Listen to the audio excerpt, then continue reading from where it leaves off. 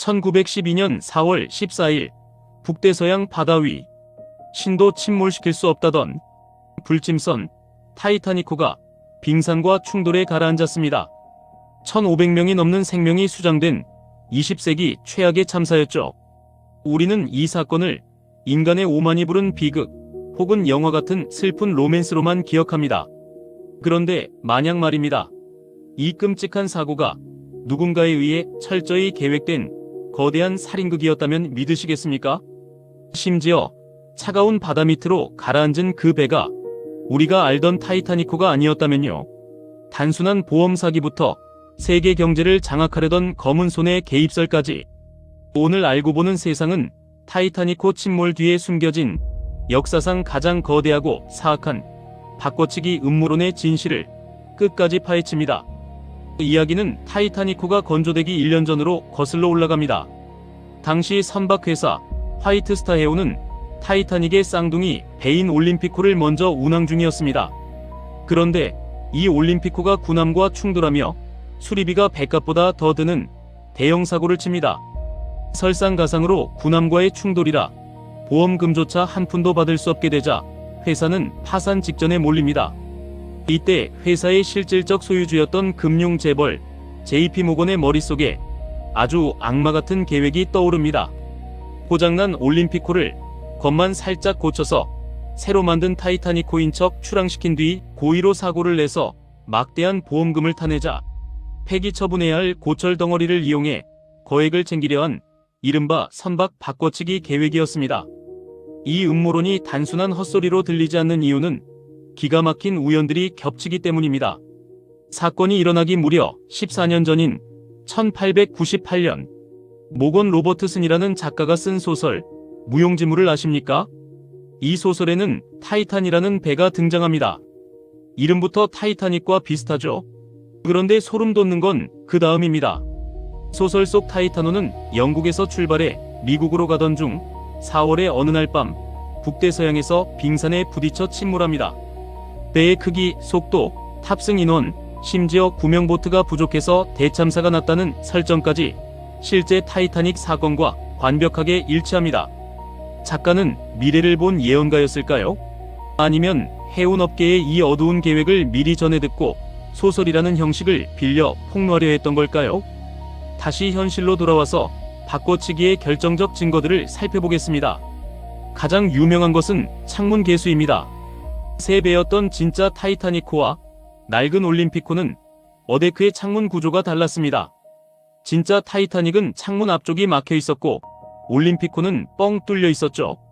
그런데 사고 당일 출항하는 타이타닉의 사진을 보면 놀랍게도 창문이 뚫려 있는 올림피코의 모습을 하고 있습니다.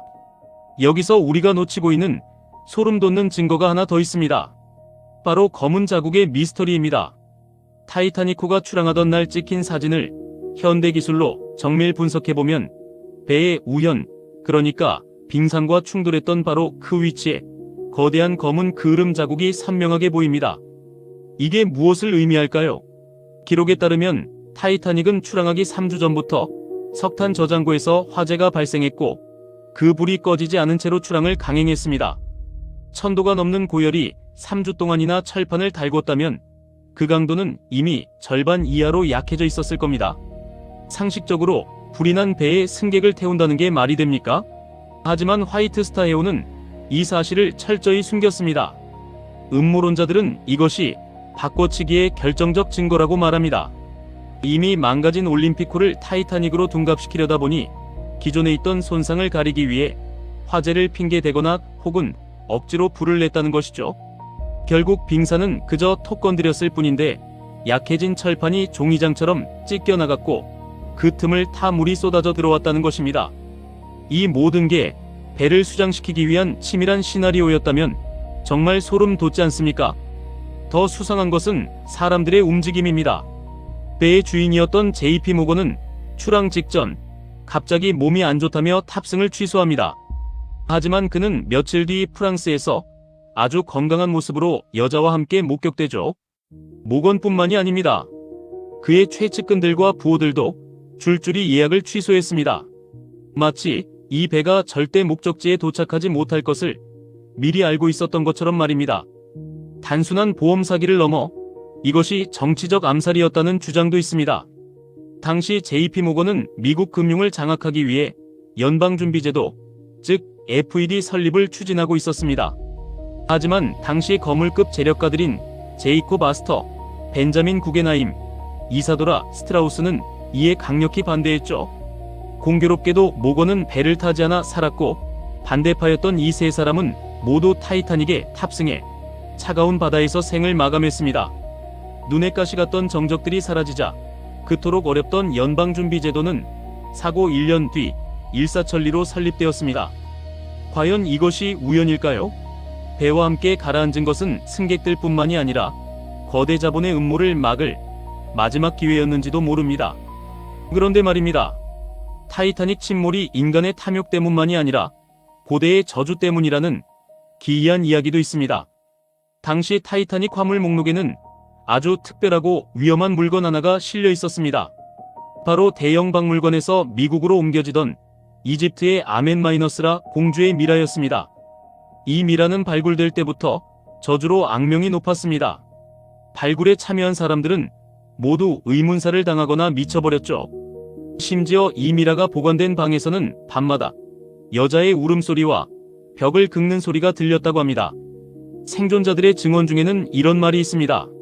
침몰 직전 선장실 근처에서 기이한 형상을 보았다.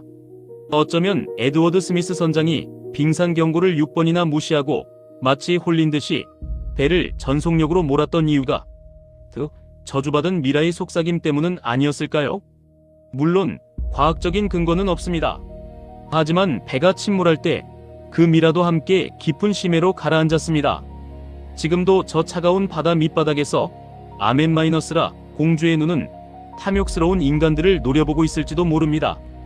마지막 퍼즐은 침몰 현장 바로 옆에 있었습니다. 타이타닉이 침몰하던 그 밤, 불과 10에서 20km 거리에 캘리포니안호라는 배가 정박해 있었습니다. 타이타닉은 필사적으로 구조 신호탄을 쏘아 올렸지만 캘리포니안호는 불빛을 보고도 꼼짝도 하지 않았습니다. 음모론자들은 말합니다. 그 배는 구조선이 아니라 타이타닉이 계획대로 침몰하면 승객들을 비밀리에 옮겨 태우거나 상황을 지켜보기 위해 대기하던 공범이었다고 말이죠. 하지만 무언가 착오가 생겨 그들은 움직이지 못했고 결국 시나리오에 없던 대량 인명피해가 발생했다는 것입니다. 물론 이 모든 이야기는 공식적으로 인정된 역사는 아닙니다. 하지만 100년이 넘도록 가라앉지 않는 의혹들은 우리에게 묻고 있습니다. 우리가 타이타닉을 위해 눈물 흘리는 동안 진짜 범인들은 막대한 돈과 권력을 쥐고 웃고 있었을지도 모른다고요. 보이는 것이 전부는 아닙니다. 미스터리 채널 알고 보는 세상이었습니다. 더 충격적인 진실을 원하신다면 구독과 좋아요 부탁드립니다. 감사합니다.